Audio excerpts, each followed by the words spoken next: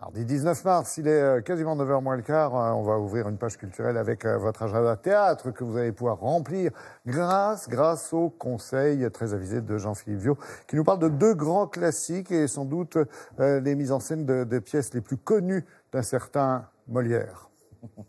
Bonjour, ce sont effectivement deux classiques, je dirais même deux mémorables standards de Molière qui ont nourri nos esprits d'ados studieux en plein éveil littéraire que l'on retrouve ici aujourd'hui. Le Misanthrope et le Malade imaginaire, pensez donc deux chefs-d'œuvre. Le premier de ces monuments, joué pour la première fois en 1666, est ici porté à la scène par le grand Peter Stein avec Lambert Wilson en magistral Alceste. Je ne puis souffrir cette lâche méthode qui affecte la plupart de vos gens à la mode. C'est l'histoire de quelqu'un qui est tellement idéaliste sur la nature humaine qu'il est obligé de fuir les hommes parce qu'il les trouve finalement trop corrompus. Le pire pour lui, c'est qu'il est tombé amoureux d'une femme, de la pire créature possible pour lui. Ne ménagez point un rival qui m'offense.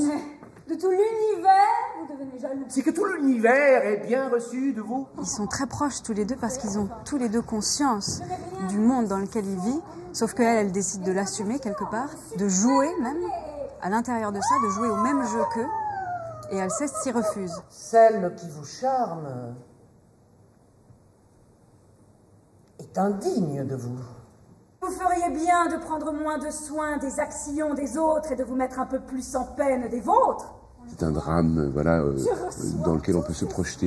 Et il dit, je ne trouve partout que lâche flatterie, qu'injustice, intérêt, trahison, fourberie. C'est universel. Faites, prenez parti, que rien ne vous arrête, et ne me rompez pas davantage la tête.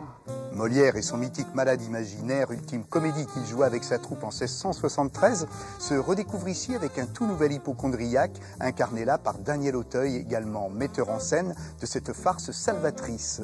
À ses côtés, une dizaine d'artistes partagent les planches de cette très molièresque et célèbre satire théâtrale. Est-ce que vous êtes malade?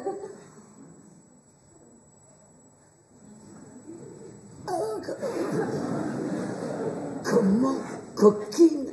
C'est une espèce de vieux bébé capricieux, colérique, qui somatise énormément et qui a besoin de terroriser le monde qui l'entoure. Monsieur Purgon dit que je succomberai s'il restait seulement 3 jours sans prendre soin de moi.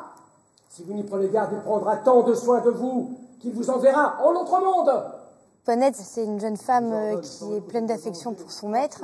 Elle doit garder son travail pour vivre et puis en même temps elle a beaucoup d'attachement pour son maître et puis pour sa fille et elle est pour la justice. Ce sont tous des ignorants. C'est du comment que vous êtes malade. Si je n'ai été sûre que ma mère était honnête femme, je dirais que ce seraient quelques petits frères qu'elle m'aurait donnés depuis le trépas de mon père. Nous sommes dans une comédie, dans la manipulation de ce colérique qui souffre énormément. Et aujourd'hui, le médecin a entre ses mains le pouvoir de vous faire basculer. Et c'est pour ça qu'on est dans une farce. J'abandonne à votre mauvaise constitution, à l'intempérie de vos entrailles, à la corruption de votre sang, à la crotté de votre bile et à la féculence de vos humeurs. C'est fort bien fait. Mon Dieu! Près de 3 siècles et demi après leur création, le bon sens de ce théâtre-là semble toujours aussi utile et évident, que ce soit avec Wilson et le Misanthrope, ou bien Auteuil en Malade imaginaire, on ne s'en lasse pas. L'intelligence par l'humour et le rire sont d'efficaces thérapies. Molière, mieux que quiconque, l'avait bien compris. Tout comme le nombreux public intergénérationnel qui applaudit chaque soir ces superbes comédies humaines. Bonne journée à tous et très bon spectacle. Ouais, il n'y a pas de feu, mais il y a une petite cheminée en prime. Merci Jean-Philippe.